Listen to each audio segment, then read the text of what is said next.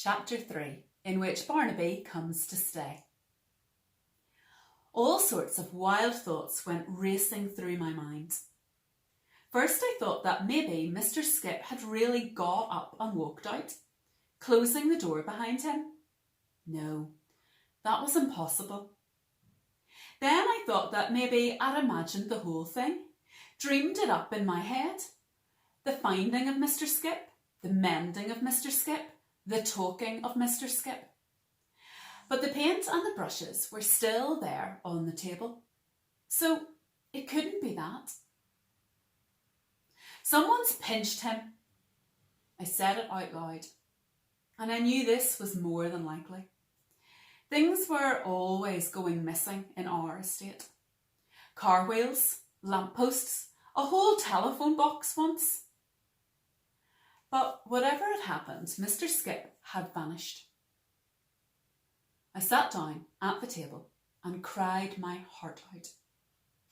I had lost more than a plaster garden gnome. I had lost a friend, someone I could talk to. Worst of all, I'd lost Mum's birthday present and I had nothing else to give her.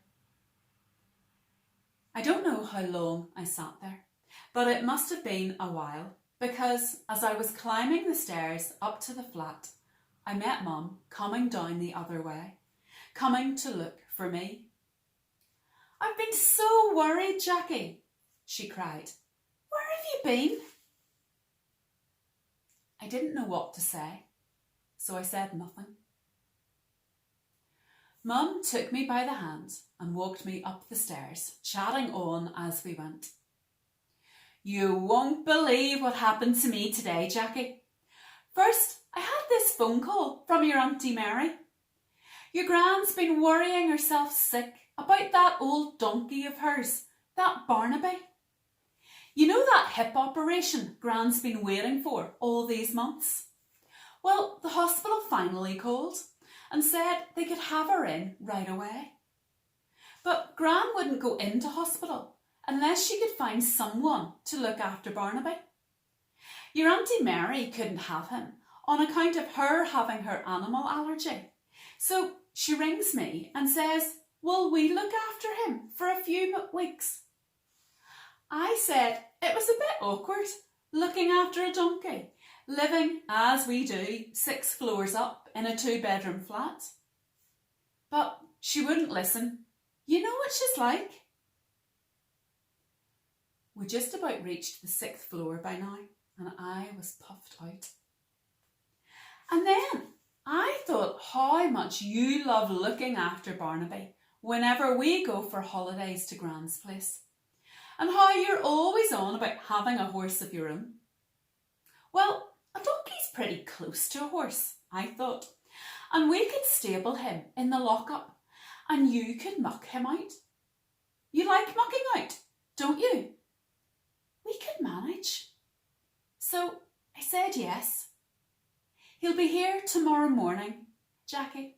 Isn't that great? Then I go down to the lock-up just to check it out. Haven't been down there for years, just to make sure no one's pinched the door.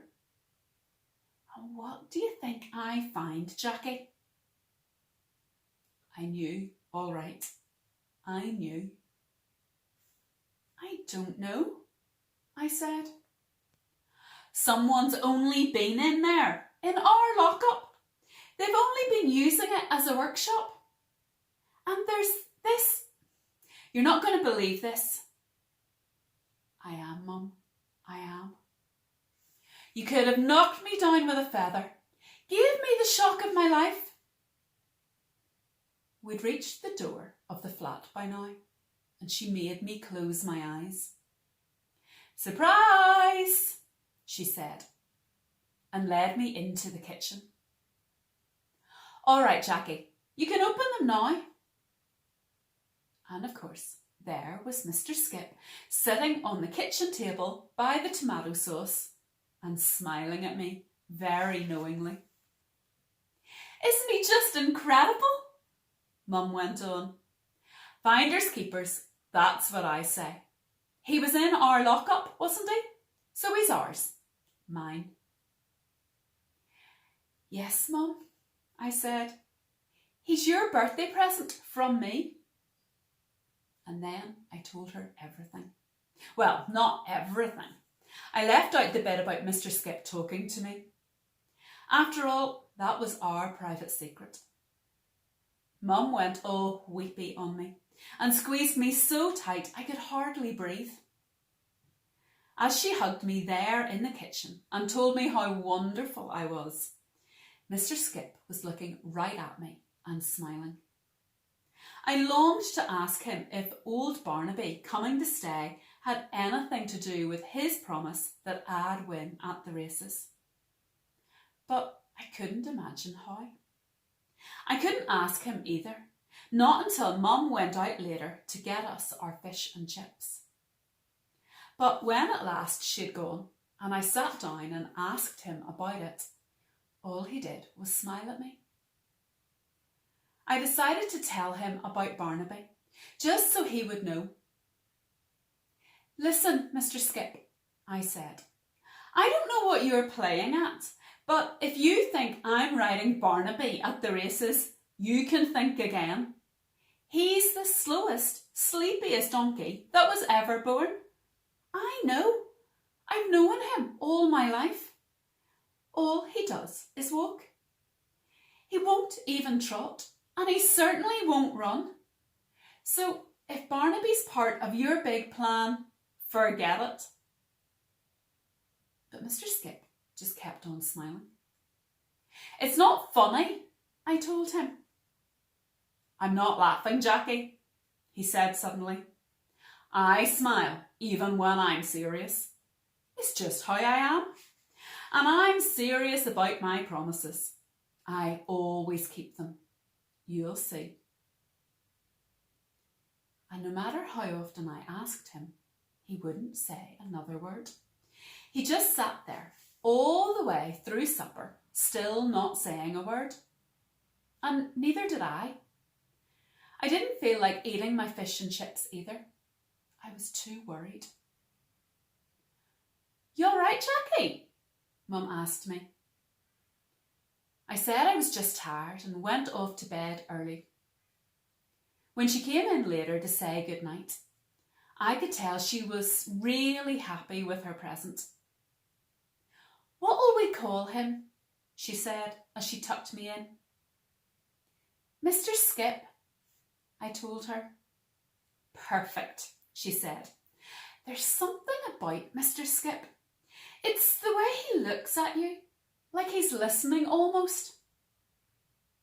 I really wanted to tell her everything, that Mr. Skip doesn't just listen, but that he talks too.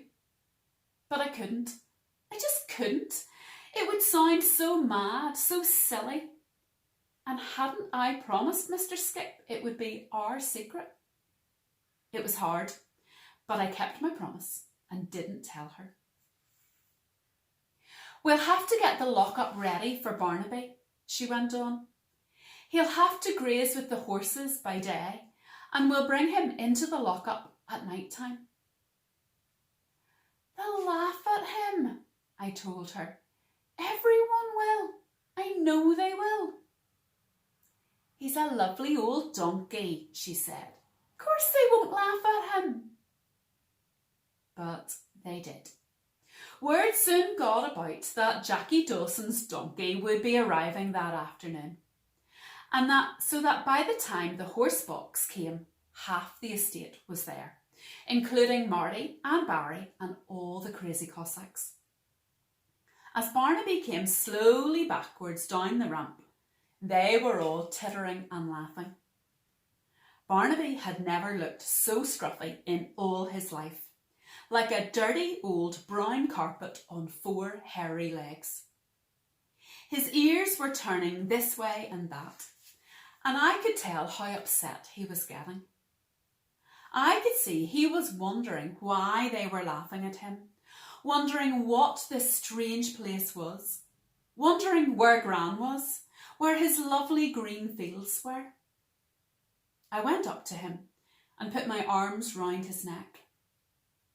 It's all right, Barnaby, I told him. I'll look after you. It's all right. We've got a nice stable all ready for you. Ee-aw, ee-aw, Marty Morgan chanted, and then the rest of them started up, all the crazy Cossacks. Ee-aw, ee-aw, ee-aw. That was it. I'd had enough. Now I was really mad. I turned on them and told them just what I thought of them. But I didn't stop there. I'll give you ee-aw, I shouted. I'm telling you, Barnaby can beat the lot of you. You and all your fancy horses and ponies. He goes like the wind, so he does. I could not believe what I was saying, and nor could anyone else. They were all gaping at me. I mean, I never say things like that, not to anyone, and certainly not to Marty Morgan. I've never been that brave. But I'd said it. It was like it wasn't me doing the talking at all. But whoever it was doing the talking hadn't finished yet. Not that you'll dare race me, of course. You'll make up some feeble excuse about girls not being allowed to ride in the races or something. But that's because you're chicken. The whole lousy lot of you are chicken. You could have heard a pin drop. And then Marty Morgan said it. All right, you're on. Tomorrow afternoon, Saturday, the big race. The crazy Cossacks will be waiting for you, won't we, lads? And away they went, ee-awing and giggling and guffawing, leaving me feeling very stupid and very alone. But then Mum started up and I didn't feel alone anymore. You just wait, she shouted. This isn't just any old donkey, you know. This is a Ferrari of a donkey, a Concorde of a donkey. He's turbocharged, do you hear me? Turbocharged. That's the great thing about Mum. In front of other people, she always sticks by me, whatever. She waited till everyone was gone, and then she started on me. What is it with you, Jackie? Are you mad in the head or what? Barnaby can't race. He can't even run. You know he can't. He's just a stubborn old donkey, not a racehorse. You won't get him off the start line. You know what he does if you try to make him do anything he doesn't want to do. He just sits down.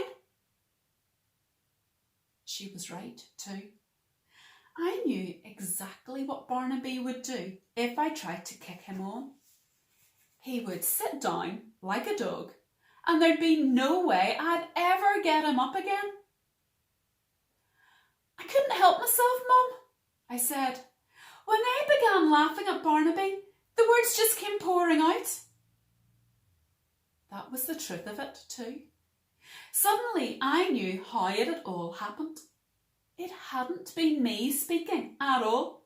It had been Mr. Skip. He had put the words in my mouth, and somehow he had made me say them.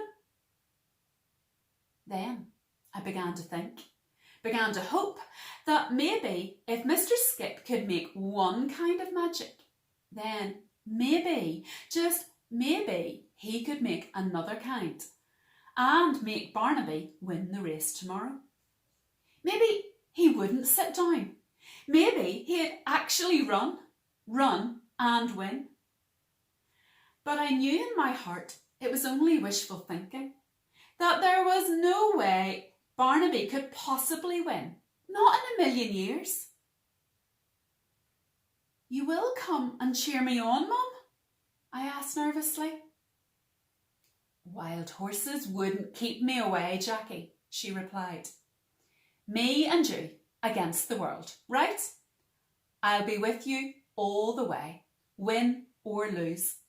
And I'll be cheering too, louder than anyone, But I reckon we'll need more than cheering, Jackie.